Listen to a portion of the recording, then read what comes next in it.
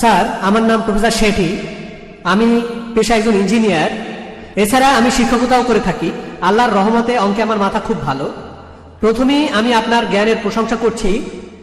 প্রার্থনা করি আল্লাহ যেন আপনাকে দীর্ঘায়ু করেন।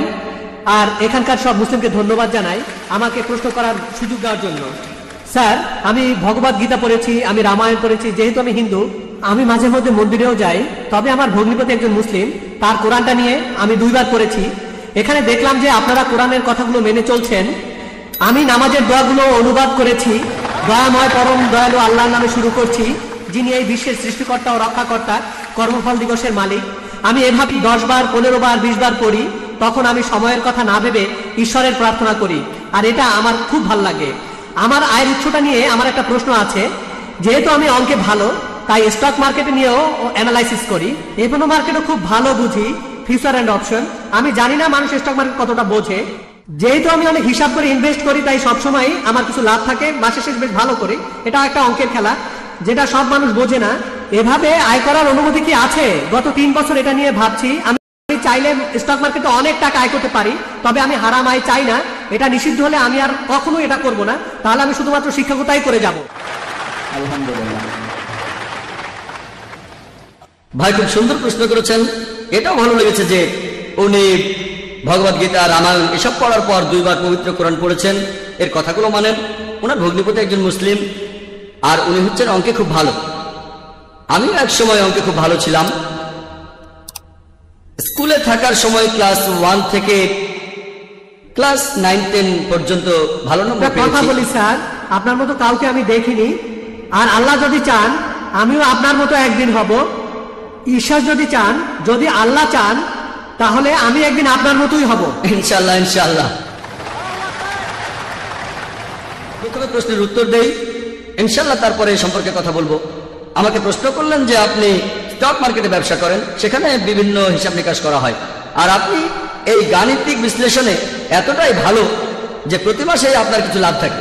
আপনার প্রশ্নটা কি হালাল না হারাম? স্টক মার্কেটের কথা যদি বলতে হয়, স্টক মার্কেট এটা হারাম না, হারাম না। আপনি যে স্টক নিয়ে ব্যবসা করছেন সেটা ইসলাম ধর্মের নিয়ম অনুযায়ী হতে হবে। ইসলাম ধর্মে যেটা হারাম সেটা হচ্ছে রিবা, অর্থাৎ সুদ। পবিত্র কোরআনে সব মিলিয়ে 8 জায়গায় বলা হয়েছে। আল্লাহ তাআলা বলছেন রিবা হচ্ছে হারাম। সূরা ইমরানের 130 নম্বর আয়াতে উল্লেখ করা হয়েছে, সূরা নিসার 161 নম্বর আয়াতে আছে, সূরা বাকারার 275 নম্বর আয়াতে 3 বার বলা হয়েছে, সূরা বাকারার 276 নম্বর আয়াতে, এছাড়াও সূরা বাকারার 278 নম্বর আয়াতে আছে, বলা হয়েছে তোমরা আল্লাহকে ভয় করো আর সুদের বকেয়াটা ছেড়ে দাও।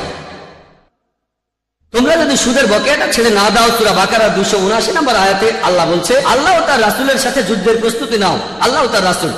তাহলে সুদের কারবার করা হারাম। তবে শেয়ার মার্কেট, এখানে ইসলামের কিছুটা নিয়ম মেনে চলা হয়, সেখানে লাভ বা ক্ষতি হতে পারে।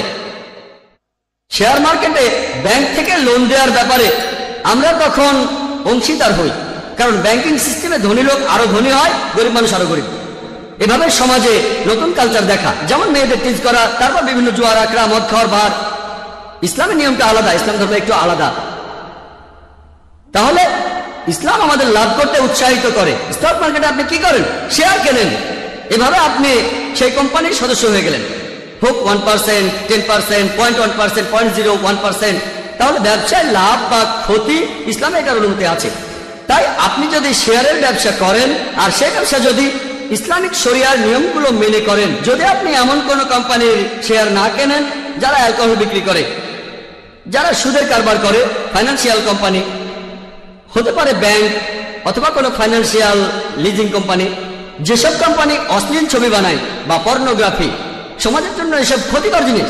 কোন কোম্পানি যদি এসবে ইনভেস্ট করে, আপনি তেমন কোনো জায়গায় যাবেন না। অ্যালকোহলিজম বা ড্রাগস বা ফার্মাসিউটিক্যালস কোম্পানিগুলো ঠিক আছে। ড্রাগস মানে কোকেন, ব্রাউন সুগার, অথবা নেকেড সিনেমা বানায় তেমন ফিল্ম কোম্পানি। আপনি যদি এমন কোন কোম্পানি শেয়ার কেনেন, এটা হারাম। দ্বিতীয়ত, আপনি যদি অনুমান করে থাকেন যে এটা জুয়া খেলা, আপনি তো স্টক মার্কেটে আছেন, লোকে শেয়ার কেনে, 2 সপ্তাহ পরে সেগুলো আবার বেচে দেয়, হয়তো আগে থেকে জানে অথবা অন্য কোনো কারণে। আর ইসলামে জুয়া খেলা হচ্ছে হারাম। তাহলে আপনি যদি স্টক মার্কেটে ইনভেস্ট করতে চান, কোনো সমস্যা নেই, সেখানে ব্যবসা করেন, এভাবে স্টক মার্কেটে আপনি ব্যবসা করতে পারেন। আর স্যার, আপনি আমার প্রশ্ন থেকে দূরে সরে গেছেন। ফিউচার আর অপশন নিয়ে বলছিলাম, এটা কি আমি বলছি ঠিক? আপনি 10 টাকা দিয়ে 100 টাকার শেয়ার কিনলেন, তারপর সেটা বছরের পর বছর রেখে দিলেন। বলছি, আমি সামগ্রিকভাবেই বলছি, একটা পয়েন্ট না। ধন্যবাদ, আপনাকে ডিস্টার্ব করার জন্য দুঃখিত। এবারে ফিউচার অপশন নিয়ে বলছি, যে আপনি কিছু শেয়ার কিনে ভবিষ্যতের জন্য রেখে দিলেন, এরপরে সেই শেয়ার থেকে কিছুটা রেখে বেচে দিলেন। আমি জানি আপনি বেচতে পারেন, কিছু অংশ রাখতেও পারেন, তারপর আবার কিছু শেয়ার কিনতে পারেন, সেটাও বেচতে পারেন। আমি এটা জানি, আমি হয়তো আপনার মতো এক্সপার্ট না, তবে এ নিয়ে বলতে পারবো। ভবিষ্যতের কথা যদি বলেন, এটার অনুমতি নেই, এটা হারাম।